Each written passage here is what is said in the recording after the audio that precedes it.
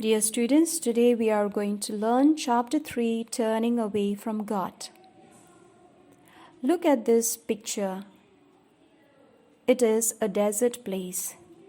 Imagine that Noah wants to build an ark here in the middle of a desert.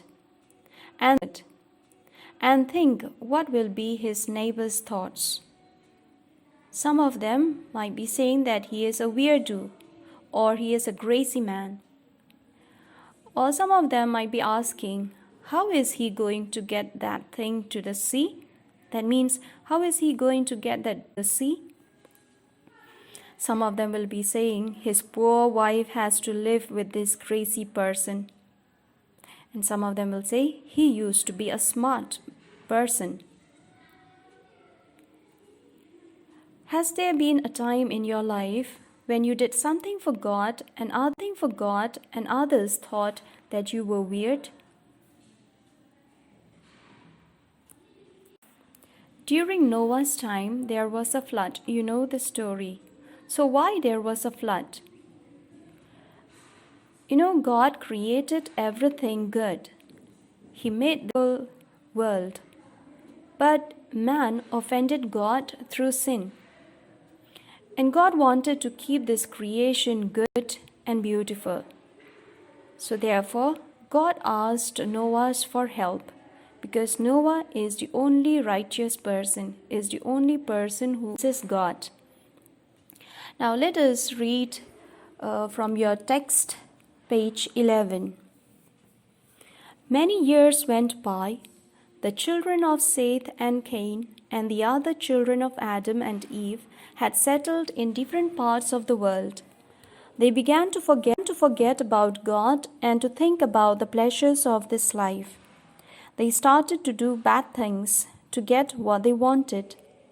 God saw that the people were turning away from Him. He decided to destroy the wicked people and wash the earth clean with a flood.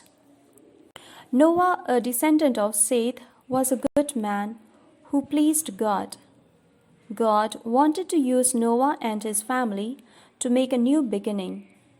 God told Noah to build a very big boat out of wood and cover it inside and out with pitch to make it wide. Noah and his sons Shem, Japheth, and Ham set to work to build the ark, which is another name for the boat. When it was ready, the entire family, along with a male and a female of every kind of animal, was taken on board. The whole of the ship was filled with food for the people and for the animals. When everything was ready, the family of Noah and all the animals were in the door of the ark was closed. It rained for 40 days and 40 nights.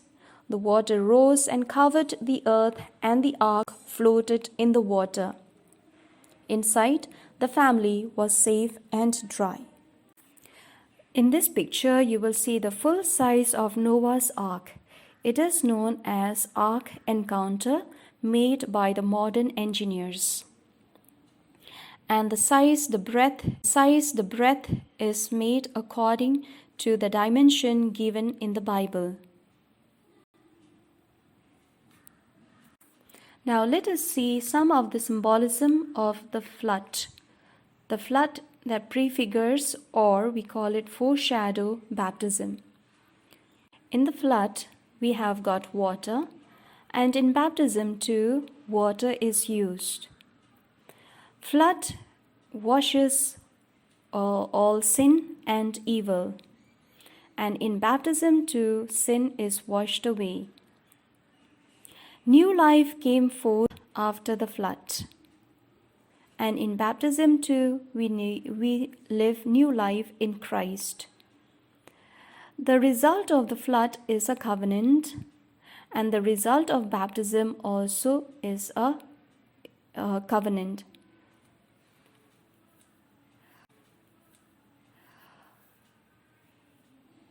So the flood resulted in a covenant, and baptism also resulted in a covenant. We should also know about the meaning of covenant.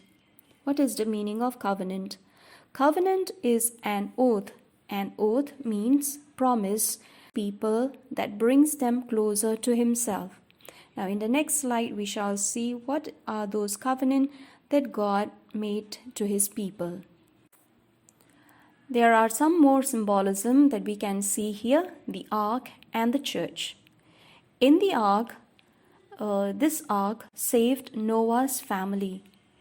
The helmsman or the person steers the ship. And in the church, we are saved through the church. And it is the Pope who steers or who leads the church. After the flood, a covenant is formed. Now we shall see in detail the meaning of covenant.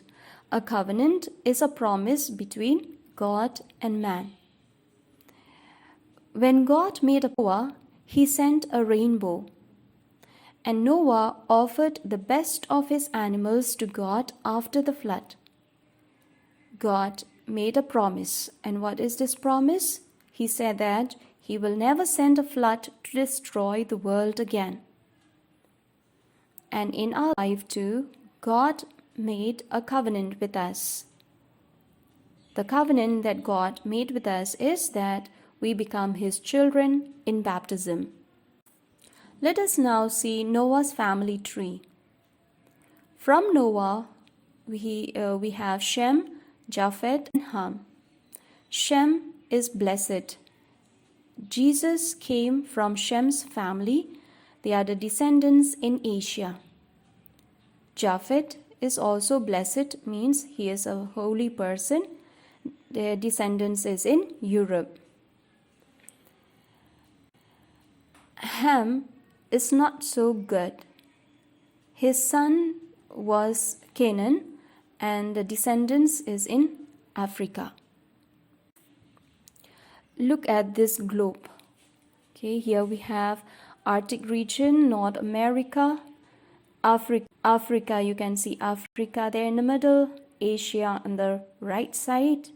Okay, and then in the right side of the picture you will see the Mediterranean Sea and the Canaan. Okay, that place Canaan, Hebron and Sodom. Let us see another story. Another story is Babel. The descendants of Shem had occupied the land of Shinar. They built a beautiful city and grew very proud of their abilities to do things. They forgot that their talents had come from God. Now set out to build a tower that would reach up to the heavens, making a name for themselves. God was not pleased with their proud hearts and wanted them to turn to Him for help. So God confused their language so that they could not understand one another. They had to give up building the tower because they could no longer understand each other.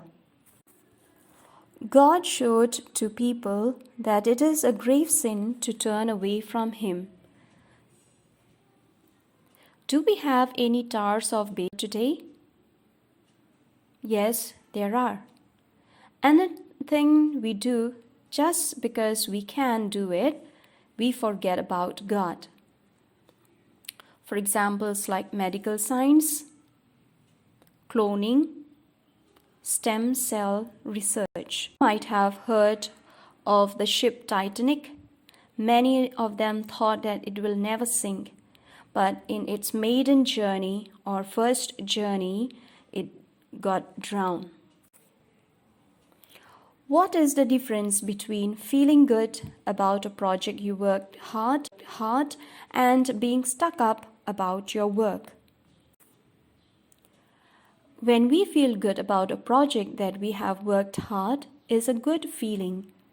But being stuck up about that work is that we fully concentrate only about that work and no one else. We don't God.